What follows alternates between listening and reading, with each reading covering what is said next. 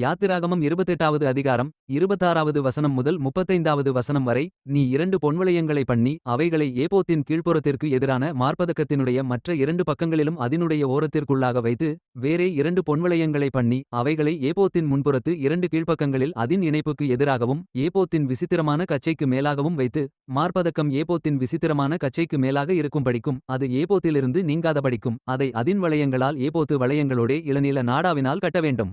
Aaron பரிசுத்த ஸ்தலத்திற்குள் பிரவேசிக்கும்போது இஸ்ரவேல் புத்திரரின் நாமங்களை தன் இருதயத்தின் மேலிருக்கும் நியாயவிதி மார்ப்பதக்கத்திலே கர்த்தருடைய சந்நிதானத்தில் ஞாபகக்குறியாக எப்பொழுதும் தரித்துக்கொள்ளக் கடவன்.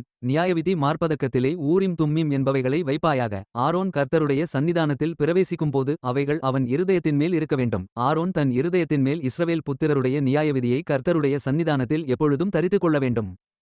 ஏபோத்தின் கீழ் அங்கியை முழுவதும் இளநீல நூலால் உண்டாக்கக் கடவாய். தலை நுழைகிற அதின் துவாரம் அதின் நடுவில் இருக்கவும், அதின் துவாரத்துக்கு நெய்யப்பட்ட வேலையான ஒரு நாடா சுற்றிலும் இருக்கவும் வேண்டும். அது கிழியாதபடிக்கு மார்க்கவசத்தின் துவாரத்துக்கு ஒத்ததாக இருக்க வேண்டும். அதின் கீழோரங்களில் இளநீல நூல் இரத்தாம்பர நூல் சிவப்பு நூல் வேலையால் செய்யப்பட்ட மாதளம்பழங்களையும் அவைகளுக்கு இடையிடையே சுற்றிலும் பொன்மணிகளையும் அதின் ஓரங்களில் சுற்றிலும் தொங்கும்படி பண்ணி வைக்க வேண்டும். அங்கியின் ஓரங்களில் சுற்றிலும் ஒரு பொன்மணியும் ஒரு மாதளம்பழமும் ஒரு பொன்மணியும் ஒரு மாதளம்பழமுமாய் தொங்குவதாக. ஆரோன் ஆராதனை செய்ய கர்த்தருடைய சந்நிதியில் பரிசுத்த ஸ்தலத்துக்குள் பிரவேசிக்கும் போதும் வெளியே வரும்போதும் அவன் சாகாதபடிக்கு அதின் சத்தம் கேட்கப்படும்படி அதை தரித்துக் கொள்ள வேண்டும். Exodus chapter 28 verses 26 to 35. And thou shalt make 2 rings of gold, and thou shalt put them upon the 2 ends of the breastplate in the border thereof, which is in the side of the ephod inward. And 2 other rings of gold thou shalt make, and shalt put them on the 2 sides of the ephod underneath, toward the forepart thereof, over against the other coupling thereof, above the curious girdle of the ephod. And they shall bind the breastplate by the rings thereof unto the rings of the ephod with a lace of blue, that it may be above the curious girdle of the ephod, and that the breastplate be not loosed from the ephod.